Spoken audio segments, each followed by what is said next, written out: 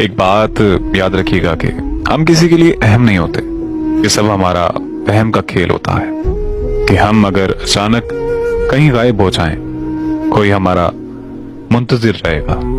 No, never, कभी भी नहीं।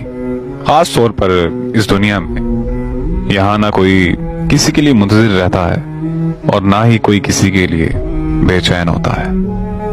वक्त और चीजें इतनी तेजी से हमारी जगह को भर देती हैं कि कभी कभी हम अगर वापस लौट भी आते हैं तो खुद का आना खुद पे दुश्वार गुजारना लगता है। ये कब कहती हूँ कि मेरे गले का हार हो जाओ, वहीं से लौट जाना तुम जहां से बेजार हो जाओ।